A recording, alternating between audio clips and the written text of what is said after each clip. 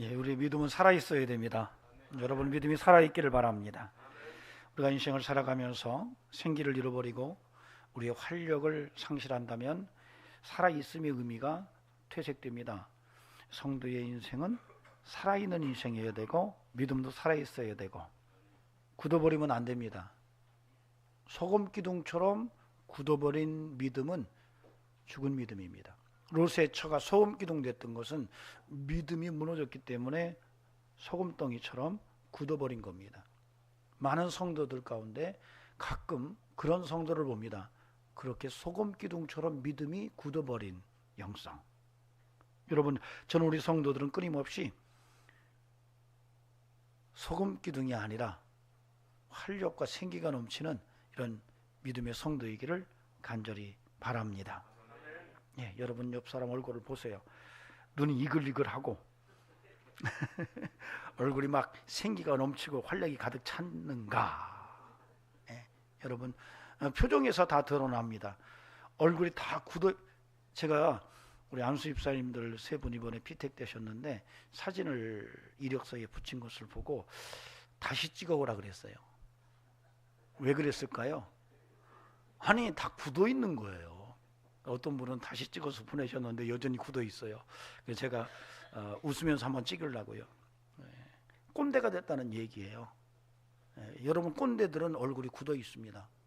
그래서 이 활력을 회복한다는 것은요, 동심을 회복하는 거예요. 아, 내가 늙었구나. 뭘 잃어버린 거죠? 동심을 잃어버린 거예요. 그러니까 아랫사람이 뭐라고 한마디 툭 하면 속이 확 뒤집어졌다는 것은 뭐죠? 동심을 잃어버려서 그래요. 꼰대가 돼서. 이번 성탄절에 동심이 살아나기를 바랍니다. 어렸을 때 성탄절은 정말 기다려졌거든요. 뭔 일이 일어날 것 같은 기대감을 가지고 성탄절을 준비하고 성탄절을 기다렸는데 나이가 드니까 그 일이 그런가 보다. 약간 귀찮은 성탄절이 돼버렸어요. 약간 귀찮은 성탄절. 그래서 뭘 하자 그러면 그냥 집에서 쉬지 하는 말이 툭 하고 튀어나올 수 있어요. 여러분 살아있어야 돼요. 살아있는 사람은 살아있다는 증거를 보입니다. 믿음이 살아있다면 그 믿음이 살아있다는 것이 반드시 드러나게 되어 있어요. 영적 동심이 살아나고 삶의 활력과 생기가 넘쳐납니다. 저는 우리 성도들에게 이런 영육 간의 활력이 넘치고 살아있음이 아주 활짝 꼽히기를 주의 이름으로 축원합니다. 아멘. 예, 성탄절이 다가오는데 여러분 성탄절 어떻게 준비하세요? 목사님 벌써입니까? 그렇게 생각하시는 건 아니에요. 제가 동남아 잠깐 갔을 때 필리핀 가니까 그때 그 현지인에게 물었어요. 했더니 8월부터 성탄 준비한대요. 그 사람들은 8월 달부터, 여름부터 성탄을 벌써 준비하고 성탄절을 기다린다고 그러더라고요. 그래서 왜 그러냐고 물었어요. 했더니 뭐라고 하냐면 그날이 정말 좋은 날이래요. 그러니까 그날은 모두가 베풀고, 그러니까 직원들에게 선물하고 여러 가지 좋은 일을 많이 기대해도 그 기대에 어긋나지 않는 날이래요. 그날을 그렇게 기다린다고 그러더라고요. 여러분은 성탄절을 어떻게 기다리고 어떻게 준비하고 있습니까? 아니 미처 못하셨다면 오늘부터 성탄 준비에 들어가시기를 부탁을 드립니다. 여러분 왜 그러냐면 성탄이 아니었으면 우리는 지옥으로 떨어져야 될 인생이었어요. 예수님의 탄생이 아니었으면 우리는 우리가 지은 죄값 때문에 그 죄값을 치르기 위해서 죽어야 됐어요. 그런데 그 내 죄를 대신 지시려고 하나님이, 죄 없으신 하나님이 이 땅에 사람의 몸으로 오셔서 내 죄를 지시고 십자가에서 죽으셨어요. 이 하나님이 육신을 입고 오신 그날을 기념하는 성도는 성탄의 의미가 뭔지를 알아야 돼요.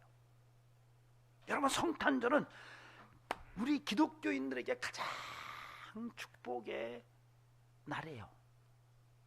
그래서 누가는 뭐라고 얘기합니까? 가장 큰 기쁨의 좋은 소식이라고 말해요. 성탄을 가장 큰 기쁨의 좋은 소식이다. 굿뉴스 정도가 아니라 정말 큰 기쁨의 좋은 소식이라고 말합니다. 첫 번 성탄절만이 아니라 21세기를 살아가는 저 여러분의 삶 속에서도 이 성탄은 여전히 첫 번 성탄절의 주택교회 공동체에서 그래 예수님의 탄생은 가장 큰 기쁨의 좋은 소식이었어 라고 선언했던 이 놀라운 고백이 여전하게 살아 우리에게서도 고백되기를 주의 이름으로 축원합니다. 예수님께서 이 땅에 오시면서 천국문을 활짝 여셨어요. 그 천국문을 활짝 여시면서 내가 생명의 떡이다. 내가 양의 문이다. 나는 알파와 오메가다. 나는 세상의 빛이다. 나는 참 포도나무다. 내가 곧 길이요 진리요 생명이다. 나는 선한 목자다. 나는 부활이요 생명이라고 말씀하시면서 자신의 정체성을 드러내셨어요.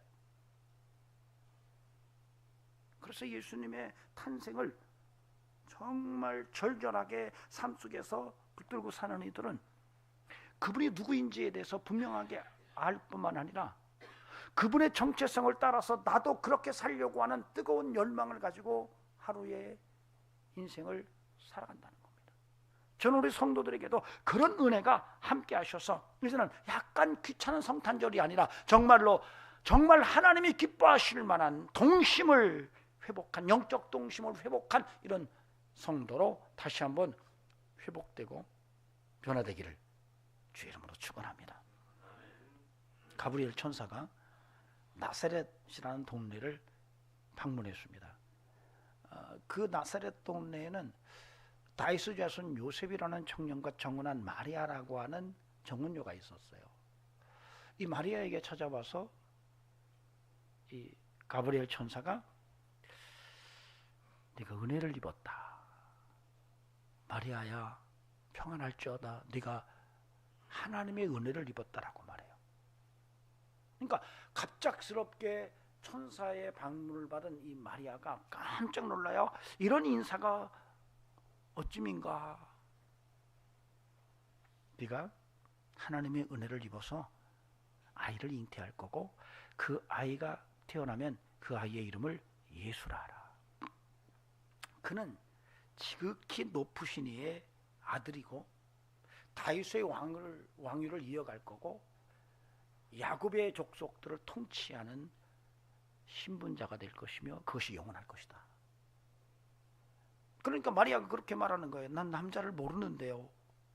아니야. 성령께서 너에게 임할 것이고 지극히 높으신 이의 능력이 너를 덮을 거야. 하나님의 말씀은 능하지 못하심이 없단다. 마리아가 그 얘기를 듣고 주의 여종이 오니 그 말씀대로 내게 되어지기를 원합니다라고 대답을 합니다. 이 말씀은 누가를 통해서 기록된 예수님의 탄생 이야기예요. 굉장히 중요한 얘기를 메시지가 담고 있습니다. 그래서 오늘 이 성탄절을 통해서 이 성탄의 의미가 도대체 뭐며 그런 성탄이 내게 어떻게 적용이 가능할 건가라고 하는 것을 함께 들여다보는 시간을 갖도록 하겠습니다. 여러분 하나님의 음성이 들려줘서 여러분 예수님의 첫 번 성탄절의 사건을 통해 오늘 21세기를 살아가는 저 여러분의 삶의 현장 속에 성탄의 의미의 적용이 어떠한 것인지를 실제적으로 한번 확인하고 믿음으로 굳게 설 수 있기를 바랍니다. 첫 번째로 우리가 이 오늘 본문 속에서 들을 수 있는 아주 중요한 메시지는 성탄의 은혜, 즉 하나님의 은혜를 경험하는 성탄이 되어야 된다는 거예요. 하나님의 은혜를 경험하는 성탄절이 되어야 되고 그런 적용이 우리에게 필요하다는 거예요.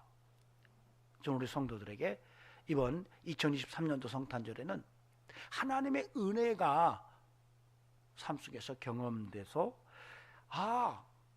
예수님께서 이 땅에 오신 것이 어떻게 내게 의미로 작용하는지를, 어떻게 그 예수님의 성탄이 내게 기능하는지를 분명하게 체험하고 믿음의 뜨거움, 활력이 살아나는 그런 축복이 있기를 소망합니다.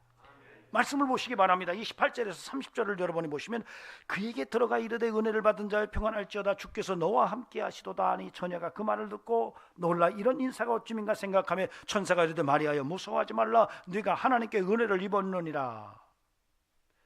여기에서 반복적으로 드러나는 구절체가 있습니다. 은혜를 받은 자여 하나님께 은혜를 입었느니라. 이 두 번이 반복돼요.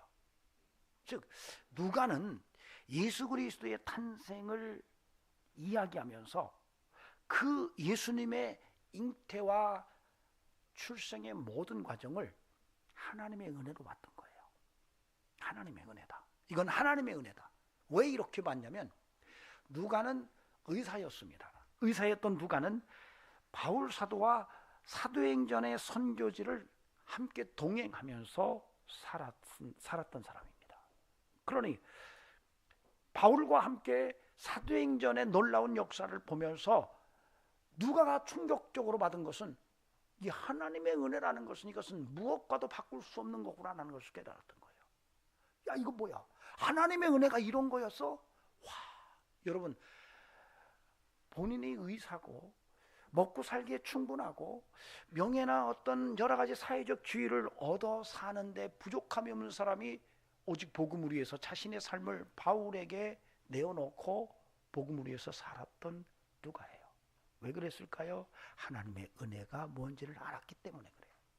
하나님의 은혜를 알면 그렇게 바뀔 수 있는 거예요. 이걸 누가가 알기 때문에. 야, 내 인생 속에서 가장 큰 하나님의 은혜는 예수 그리스도의 탄생이라고 본 거예요.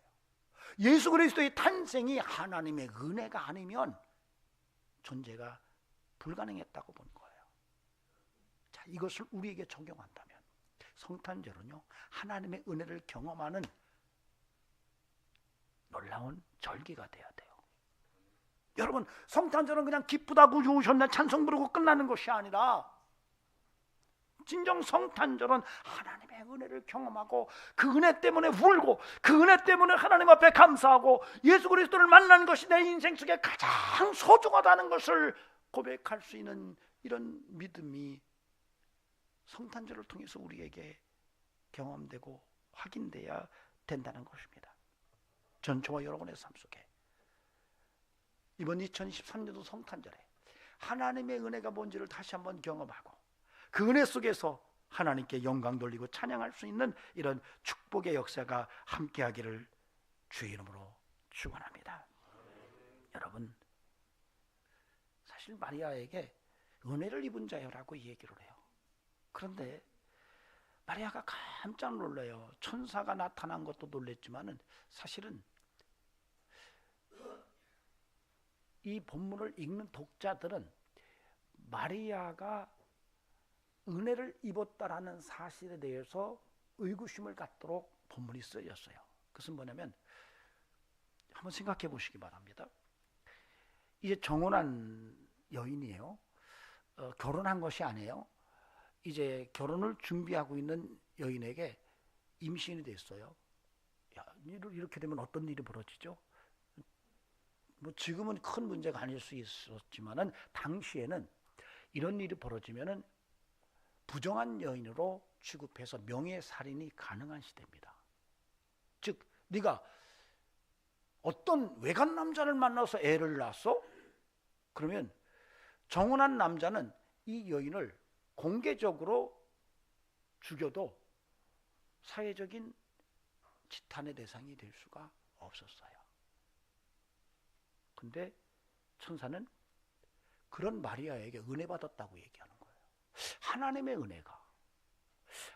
은혜가 마리아에게는 너무 충격적인 사건이라는 거예요.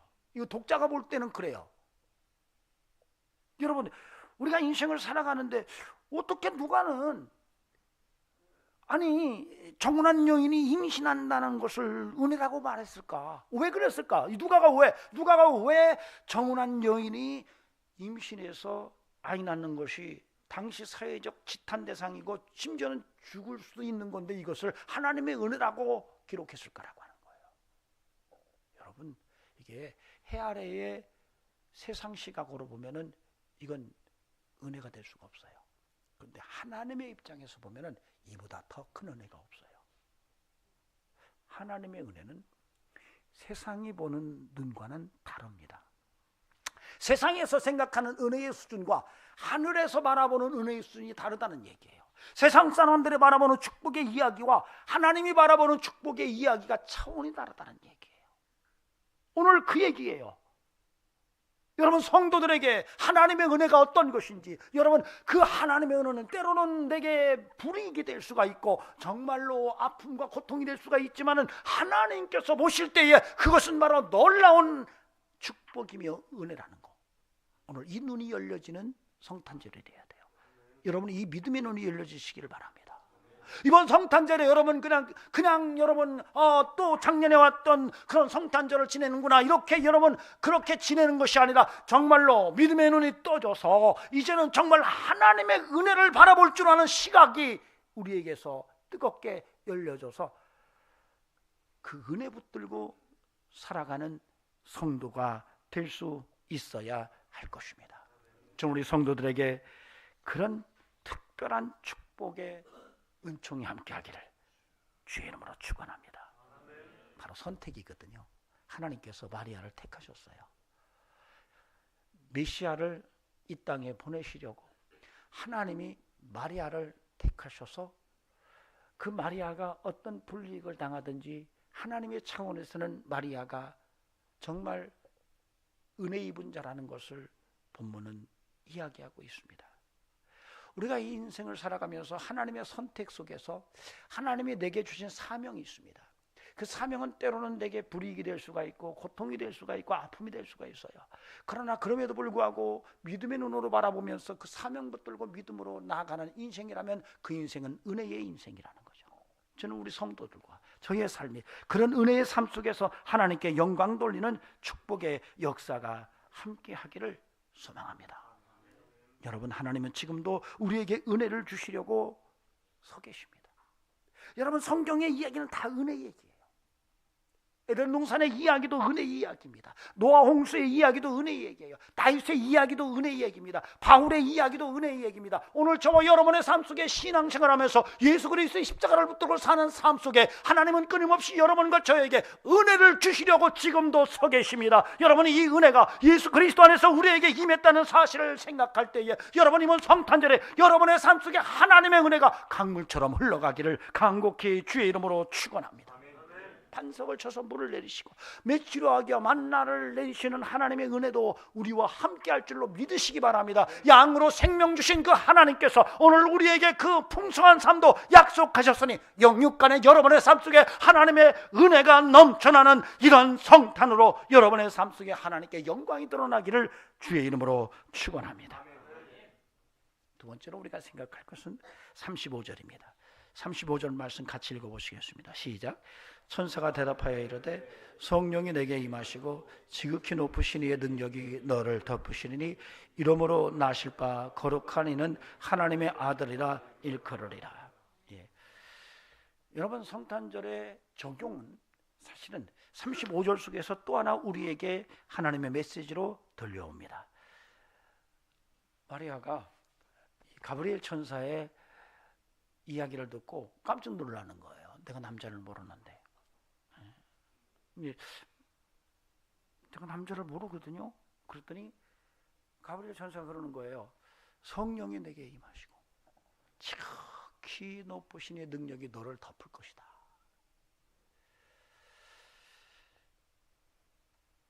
마리아는 그 은혜 속에서 메시아를 잉태하고 출산을 합니다. 그것이 성탄절이에요. 그래서 사실은 성탄절의 적용은 저와 여러분에게서 성령의 임함과 지극히 높으신 능력의 경험이 되어 적용이 가능하다는 거죠. 누가가 바울을 따라다니면서 계속 본 거예요. 성령의 능력이 얼마나 대단한 건지, 성령이 역사할 때 어떻게 지극히 높으신 이의 능력이 현상 속에서 드러나는지를 누가는 바울 사도를 통해서 계속 봤어요. 충격적인 거죠. 그래서 누가가 나중에 예수님의 탄생을 기록하면서 예수님의 탄생이 그래 성령의 역사였어, 지극히 높으신 이의 능력이 함께했기 때문에 가능한 것이라는 것을 분명하게 기록하지 않을 수가 없었던 거예요. 여러분, 그 예수님 여전히 지금도 우리와 동행하십니다.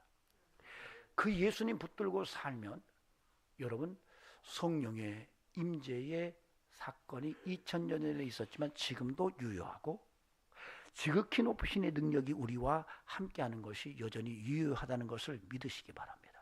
그래서 여러분, 성탄절은 정말로 우리의 삶 속에 어떻게 성탄이 우리에게 적용될 것인가를 그렇게 물었을 때에 우리는 분명하게 오늘 이 누가의 기록을 통해서 분명하게 붙들어야 될 것은, 그래 성탄절은 성령의 임재 속에서 지극히 높으신 의 능력이 함께했던 사건이라는 것을 분명하게 인지하고, 그 사건이 세월을 초월해서 2000년이 지난 지금 이 시대 속에서 내게 동일하게 경험되는 삶으로 나아가야 할 겁니다. 저는 그러므로 저와 여러분의 삶 속에 부탁을 드립니다. 여러분의 삶에 정말로 정말 성탄절을 통해서 성령의 임재를 경험하고 지극히 높으신 하나님의 능력이 여러분에게 임함으로, 여러분의 가정에 임함으로, 여러분의 사업장에 임함으로 하나님이 영광 받으시는 놀라운 구원의 역사가 드러날 수 있기를 주의 이름으로 간절히 축원합니다. 여러분, 제자들이요 성령을 경험한다면 엄청 변합니다. 쉽게 말하면 모든 제자들이 변했지만 베드로 같은 경우는 막 전격적으로 변하죠. 예수님을 따르겠다고 배와 그물을 다 버리고 주님을 따라갔던 이 베드로가 어느 날 예수님께서 십자가에 달리시기 전에 로마 군인들에게 붙들려 갈 때에 나는 주님을 모른다고 3번씩이나 부인했습니다. 그 죄책감 때문에 주님을 더 이상 가까이 하기가 너무 힘들었던 베드로예요. 그래서 나는 물고기 잡으러 다시 갈릴리로 간다라고 그렇게 훌쩍 떠났던 이 베드로를 주님께서 찾아오세요. 그리고 네가 나를 사랑하느냐 3번씩 물으면서 베드로의 그 상한 심령을 위로하시고 다시 세우시려고 했지만, 그럼에도 불구하고 주님이 승천할 때까지 베드로는 그렇게 큰 변화를 경험하지 못했습니다. 그러다가 이 베드로가 다른 제자들과 함께 마가이 다락방에서 오순절 성령의 역사를 경험하고 달라집니다. 놀랍게 변화되어 주님 때문에 두려움을 많이 느꼈고, 주님 때문에 손해보는 상황 속에서 나는 아니라고, 나는 절대 그럴 수 없다라고, 나는 예수를 모른다고 말했던 이 비겁자 베드로가 이제는 성령의 은혜 속에서 대범한 복음 전파자로 서고 있다는 사실을 우리는 성경 속에서 알아요.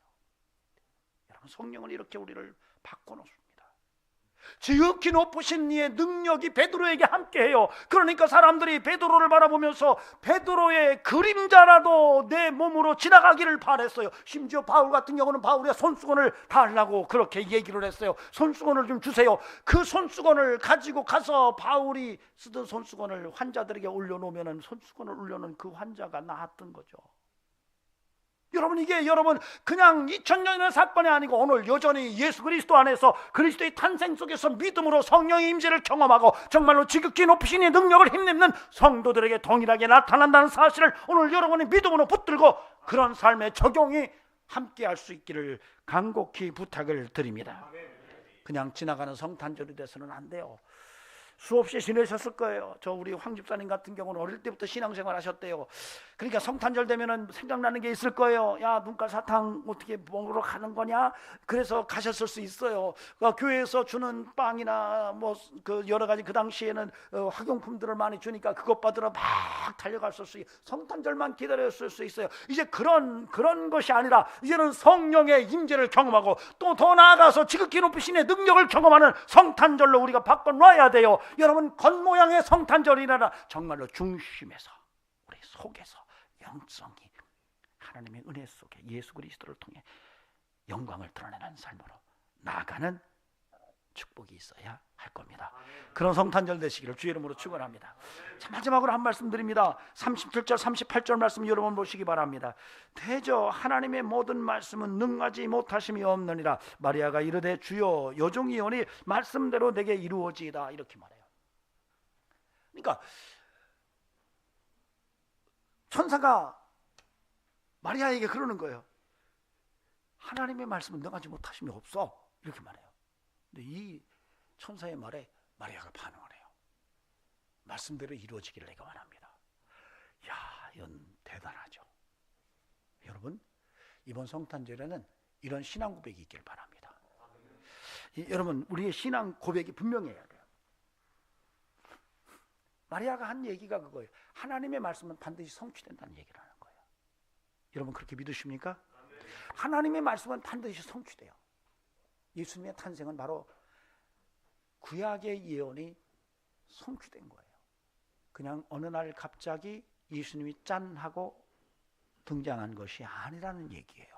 예수님의 탄생은요, 이미 주전 8세기에 선지자를 통해서 예고가 됐었어요. 메시아에 대한 대망이 있었어요. 유대인들은 끊임없이 메시아를 기다렸어요. 그때에 예수님께서 오신 거예요. 즉 구약 예언의 성취가 예수님의 탄생 속에 드러나고 있어요. 마리아가 그렇게 말해요. 그 말씀대로 내게 이루어지기를 원합니다. 여러분, 이 고백이 우리에게도 있기를 바랍니다. 말씀은 반드시 성취된다는 믿음 속에서 그 말씀이 내게 이루어지는 역사가 있기를 바랍니다. 아멘. 입으로 말하세요. 여러분 성경 속에 기록된 말씀을 붙들고 여러분 입으로 고백하세요. 할렐루야. 여러분 이건 굉장히 중요한 말이에요. 이 말이라고 하는 게 여러분 말 한마디로 천년빛도 갚는다고 그러잖아요. 네? 말로 사람을 죽이기도 하고 살리기도 한다고 그러잖아요. 그런데 마리아는 하나님의 말씀이 내게 이루어질 줄로 믿습니다라고 말을 해요. 여러분 이 고백적 믿음이 여러분에게 있기를 바랍니다. 하나님 말씀 성취돼요. 여러분 예수님의 탄생이 예언됐다면 예수님의 재림은 역시 예언된 사실로 분명하게 있을 거예요. 그러나 그것만이 아니라 성경 속에 들어와 있는 모든 말씀은 내게 고백될 때 그 고백이 역사를 드러내요. 여러분 입술로 여러분이 하나님의 말씀을 믿음으로 고백할 수 있기를 바랍니다. 제가 참 대한민국이요 굉장히 긍정성을 가진 민족이에요. 여러분 굉장히 가능성이 굉장히 높은 민족입니다. 그거 아십니까? 여러분 한국 사람들 대단한 사람들이에요. 제가 여러분 우리 속담을 여러분 잘 한번 들여다보세요. 군뱅이도 무슨 재주가 있어요? 구르는 재주가 있다. 개똥밭에서 인물 난다. 개천에서 용 난다. 여러분 이런 용어들은 이게 보통 일이 아니에요. 아니 우리 민족은 참 독특한 그 격려와 위로의 DNA를 갖고 있는 것 같다 생각이 들어요. 그렇잖아요. 사람이 오죽 못났으면 군뱅이 같다 그렇겠어요. 근데 거기에다 그래도 군뱅이도 뭐한다? 구르는 재주가 있다. 뭔가 가능성이 있다는 얘기하는 거예요. 여러분이 생각할 때 여러분 아무 재능도 없는 것 같지만 여러분 다 재능이 있어요. 아 군뱅이도 구르는데 몰라? 아멘도 안 하시네. 개천에서 용 나요. 개똥밭에서 인물 난다. 이게 굉장히 우리 민족의 해학적인 격려와 위로의 언어 구사력이에요. 이야, 참 저는 깜짝 놀랐어요. 재미난 것은요, 모기도 모이면 천둥 소리 낸다 그래. 참 이런 속담이 참 희한하죠. 모기도 모이면 천둥 소리를 낸대요. 여러분 이게 우리 민족이 협동하면 안 될 일이 없다라는 얘기를 하는 거예요. 여러분 속담 굉장히 중요해요. 근데 제가 너무 충격적인 속담이 하나 딱 눈에 들어왔어요. 번갯불에 콩 볶아 먹는다. 여러분 번갯불에 콩 볶아 먹는 민족은 세계에 없어요. 사실 이 번갯불에 콩 볶아 먹는다는 것은 재빠름이나 조급함을 의미하는 속담이기도 해요. 그런데 그런 발상을 했다는 것이, 그것을 언어로 표현했다는 것이 저는 너무 충격적인 거예요. 우리 민족은 번갯불에 콩을 볶아 먹는 민족이에요. 세계에서 어떤 민족이 그런데 나와보라고 그래. 아니 그러니까 앞으로 대한민국은요 엄청난 가능성을 이미 선조 때부터 해왔어요. 여러분은 앞으로 그 길을 가면 됩니다. 제가 무슨 말을 하다 여기까지 왔는지 모르는데 다른 얘기가 아니에요. 마리아가 고백한 것처럼 여러분도 하나님의 말씀을 믿고 믿음으로 고백하라는 얘기를 하는데 이 얘기 하는 거예요. 미래 사회의 양자역학은 대한민국이 일본 타자가 될 줄로 저는 믿습니다. 핵융합, 미래 에너지 사업에서 핵융합 기술이 지금 세계적으로 막 경쟁하는데 저는 번갯불에 콩 볶아 먹는 실력이면 핵융합 우리가 넘버 1이 될 거라고 믿어요. 그거 됐을 때 제가 예언했다고 여러분 얘기해 주시기 바랍니다. 굉장히 중요해요. 우리가 어떤 언어를 쓰느냐, 어떤 말을 쓰느냐, 어떤 성도는 어떤 고백을 하느냐. 마리아가 가브리엘 천사가 와서 하나님의 말씀 눅지 못함이 없어, 말씀은 성취돼, 이 얘기를 하니까